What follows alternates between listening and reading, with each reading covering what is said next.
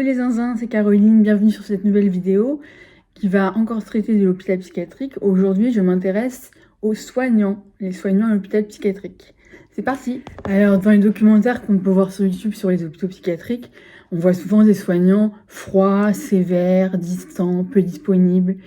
Et je voulais un peu commenter sur ça. Alors, sévères, ils doivent l'être pour gérer les patients parce que il y a vraiment des, excusez-moi l'expression, mais des gros casse-couilles à l'hôpital psychiatrique chez les patients. Donc, quand vous avez des patients qui arrêtent pas de venir vous solliciter pour ci, pour ça, et que c'est voilà, qui vous enquiquinent totalement, les soignants doivent mettre une limite très claire et très ferme pour pas que ça déborde. Par exemple, durant une de mes hospitalisations, il y avait une fille qui était une schizophrène très sévère, qui était diabolique. Elle était diabolique, cette fille. Et en fait, elle venait toute la journée leur demander des choses. Et à chaque fois, ils étaient obligés de lui dire non, madame, machin, c'est non, machin. Voilà, donc ils sont un peu obligés. Froid, je dirais pas froid, mais je vois ce que ça. Je vois un petit peu pourquoi on peut dire ça. Mais ça, c'est pour se protéger, en fait. Parce que sinon, s'ils sont trop dans l'empathie et dans la douceur, dans la gentillesse, ils se font déborder, en fait. Et ça devient plus un travail, ça devient une mission humanitaire, quoi. Donc, il faut que ça reste un boulot, quand même, pour eux. Donc, pour se protéger, ils ont tendance à parfois être froids, effectivement. Peu disponible, ça, c'est parce que, effectivement, en psychiatrie, les équipes sont understaffed. Donc il n'y a pas assez de monde, donc ils ont pas du temps pour tout le monde en permanence. Voilà. Alors, je vais commencer par vous parler des soignants, des catégories de soignants. Alors, en premier, on va parler des psychiatres. Alors, les psychiatres à l'hôpital, c'est le chef. C'est lui qui décide de tout, c'est lui qui donne les ordres. C'est lui qui décide des traitements, des thérapies, des sorties, des permissions, du téléphone, des cigarettes, il décide de tout. Alors du coup, on a des psychiatres qui ont un peu un God complex, un complexe de Dieu, on va dire. C'est-à-dire qui se croient vraiment le roi et qui se croient au-dessus de tout le monde enfin j'en ai connu dans certaines hospitalisations qui se croyaient vraiment au-dessus de tout et vraiment trop du coup.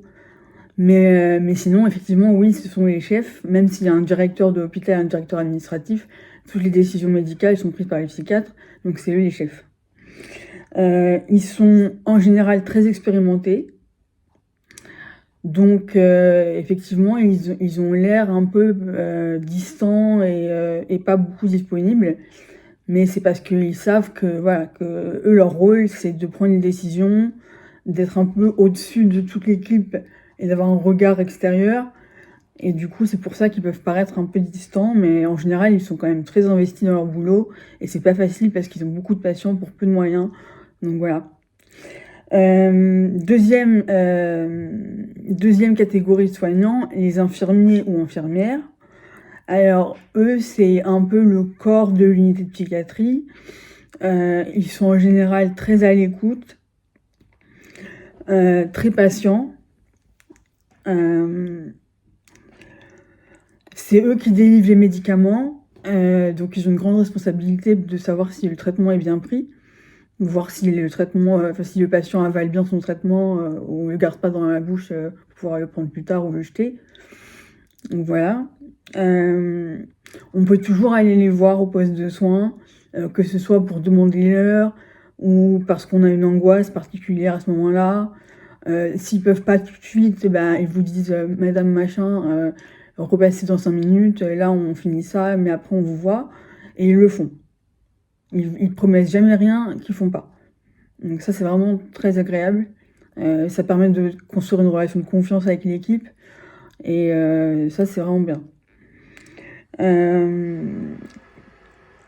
C'est avec eux qu'on se réveille le matin, c'est avec eux qu'on se couche le soir. Ils sont vraiment là au quotidien dans l'hospitalisation.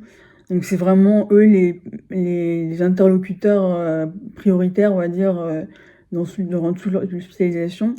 Et en plus, en général, en réunion avec toute l'équipe, c'est eux qui vont défendre les patients. Par exemple, Madame Truc a demandé une permission, le psychiatre est pas d'accord, l'infirmière va intervenir en disant oui, mais là, cette semaine, elle a fait beaucoup d'efforts, elle mérite de sortir. Voilà. Donc, elles ont vraiment un poids vis-à-vis des psychiatres. Ils sont écoutés. Pas comme la catégorie suivante que je vais aborder, c'est-à-dire les aides-soignants ou aides-soignantes. Alors, ils sont souvent très très gentils, ça c'est sûr, mais ils ont une faible capacité à régler les problèmes. Ils ont pas une marge d'intervention très très large. Ils sont pas très très concernés toujours par les problèmes. Par exemple, durant une de mes hospitalisations, les soignantes, ça m'avait beaucoup choquée. Elle avait passé tout le repas. C'était dans un hôpital où on soignait des anorexiques, donc les dîners étaient thérapeutiques. Donc il y avait des soignants à table, une infirmière et une aide-soignante. Et l'aide-soignante a passé le repas sur son portable. Voilà. Donc bon, je dis pas que c'est tout le monde, hein, mais voilà. Par ailleurs, j'en ai rencontré aussi d'autres qui étaient formidables, dont une en particulier, c'était la même hospitalisation. C'était une Martiniquaise et elle était formidable. En un regard, elle me calmait, en un mot, elle me calmait. Il y a même une fois où j'étais vraiment, quand je venais d'arriver, j'avais pas mes affaires et tout. Elle m'a ramené un sac avec des cigarettes, des tampons, du chocolat et des culottes. Donc voilà, je trouvais que c'était vraiment sympa. Donc voilà. Après, on a le personnel d'entretien et de cuisine. Alors, ils sont pas vraiment dans les soignants, mais je les inclus quand même dans le personnel de l'hôpital psychiatrique, parce que franchement, ils font un boulot génial. Ils ont toujours un mot gentil ou un regard doux pour apaiser le patient.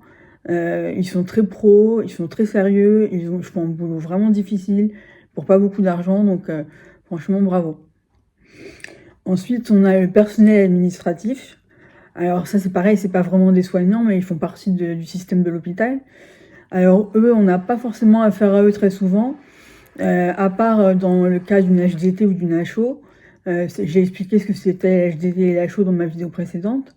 Donc l'hospitalisation à demande d'un tiers et l'hospitalisation d'office, c'est-à-dire des hospitalisations sous contrainte. Du coup, il y a pas mal de papiers à signer, de feuilles à regarder, machin. Donc je dis trop machin, désolée.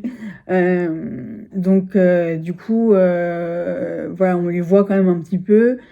Et ils sont sympas en général, mais assez détachés. Voilà, eux, ça reste vraiment l'administratif, quoi. Eux, c'est la paperasse et l'humain, ils s'en foutent un peu.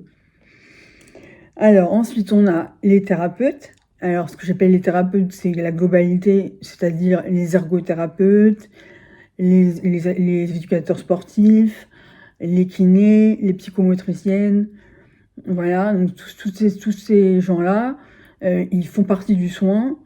Et souvent, ils ont un rapport très, comment dire, pas amical, mais ils ont un rapport un peu amical avec le patient. Des fois, la limite même est un peu difficile à gérer certaines fois.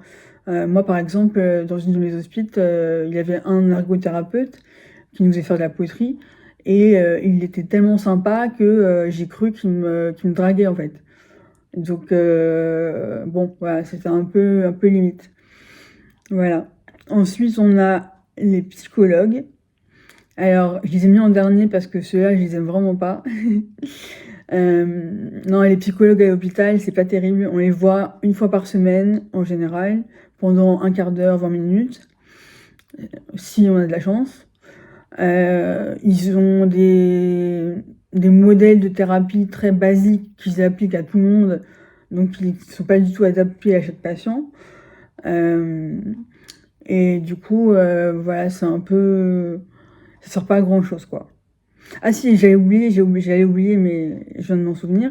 Et enfin, il y a aussi les assistantes sociales.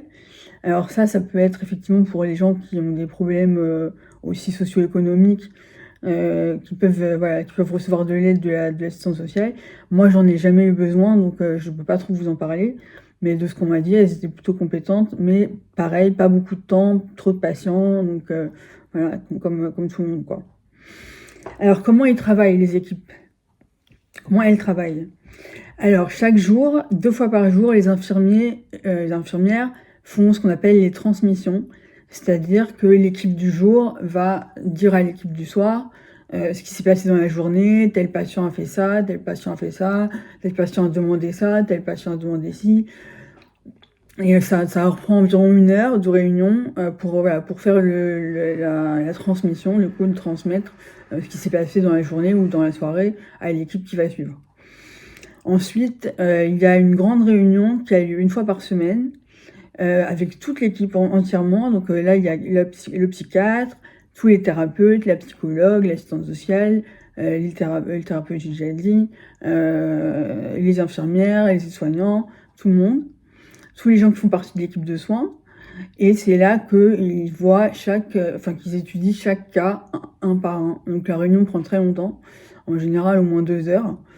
Et c'est là qu'en fait sont décidées toutes les choses importantes pour le patient, c'est-à-dire le téléphone, les cigarettes, les sorties en permission,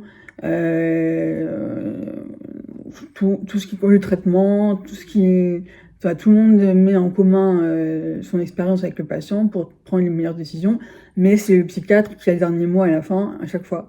Ça, c'est toujours la règle de l'hôpital psychiatrique.